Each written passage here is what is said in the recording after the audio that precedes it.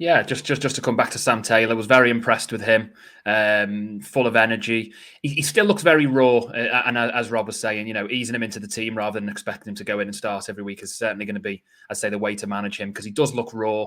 He still looks very lightweight. I mean, I don't know if he's going to fill out or sort of strengthen up. He does look lightweight and as I say, raw, but loads of ability there and a really exciting talent. And I think probably a talent that if we had a big, deep squad of seasoned League Two pros, you'd probably want to see him go out on loan for 6 months and play at somewhere like a Chester or sort of somewhere like that, and just really get 20 games under his belt, between now and Christmas. But it might be that he hangs around and he's very much a part of the squad. And I think based on his performance last night, he would be a decent option to have, whether it's off the bench or whether it's from the start. But yeah, no, I was very impressed with him. I think it was the first time I'd really I'd only seen the odd, bit off the bench from him.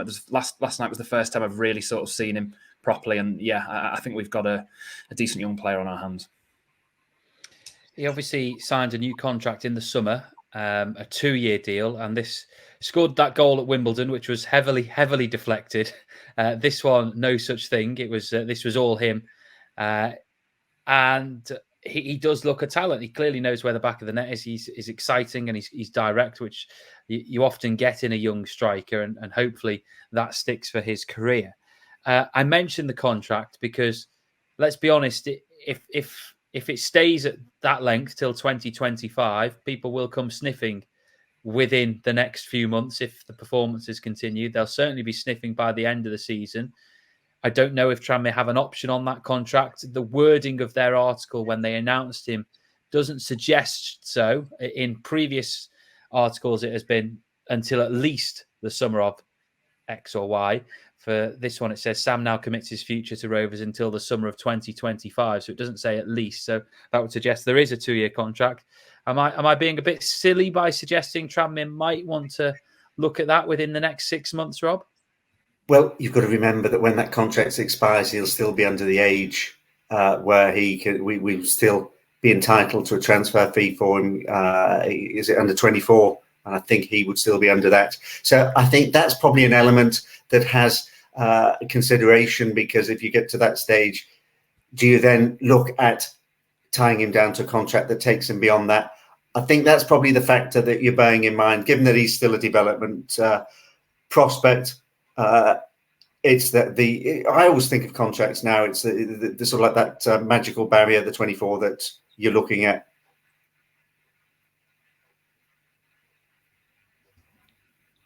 Sorry, you stopped abruptly there. Have you finished your point, or have you just frozen?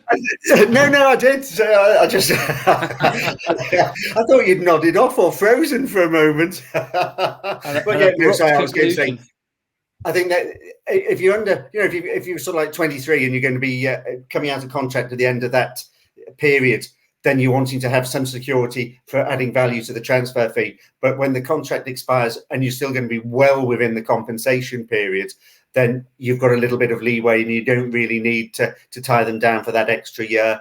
You can always look at it at a later date. Yeah, I suppose that's fair enough. Let's have some other thoughts from you from last night, Lewis. A little bit of a surprising team selection, I guess. Joe Murphy extending his record as Tranmere's oldest player, one of several changes made. We saw a new strike partnership. What did you think when you saw the team, and what did you make of those who came in?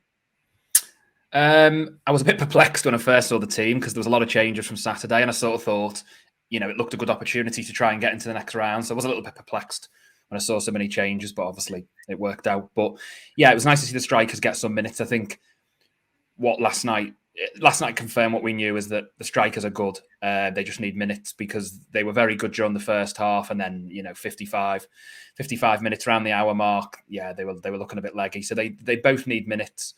Was very impressed with Norris. Obviously, he scored the goal from a good move from a free kick in the first half. Very impressed with Dennis as well. Just little things. His first touch, bringing people into play, I was impressed with. So yeah, I think the two strikers we can see, they're going to be crucial throughout the season, and obviously other people like Harvey Saunders and those sort of guys in and around them. I think there's reasons to be excited for what we might do up in the top third of the pitch. I must say I was very impressed with Yarni as well, the centre half. I think to look at him, I thought he was a bit of a, looks like a bit of a rugby player, and I thought he was going to be a sort of typical, head everything, kick everything. But actually very good on the ball. I think every time he was asked to play out from the back and pick a pass, he did. So I would say he's obviously been brought in as a backup centre half, I would say, but I think he's a big improvement from what I saw on maybe someone like a Kyle Jameson who we had last year. So yeah, I was very impressed with him. I mean, even though I was downbeat on the performance on Saturday, I thought Regan Henry was excellent. And again, last night, sort of everything good seemed to go through him. He was sort of pulling the strings in the middle of the park. So all in all, it was just a very good performance. And I think one thing I thought coming away from the game is that's the standard now for that team. I don't think as a fan base, we should be accepting mediocre performances where, a bit like Saturday, I just felt they were going through the motions. There wasn't really any fight. I mean, excuse my language, but they ran their bollocks off last night. They closed down every Barnsley player. Even, 85th minute, people like Kieran Morris, Harvey Saunders, these guys really running hard and closing their defenders down. And that's the standard I think we all expect as Tranmere fans, isn't it? As we probably know, looking at our squad, that we don't have the best squad on paper or the most quality in the division. But so we're going to have to work that bit harder. But I think if we do, then maybe we can upset a few teams this season.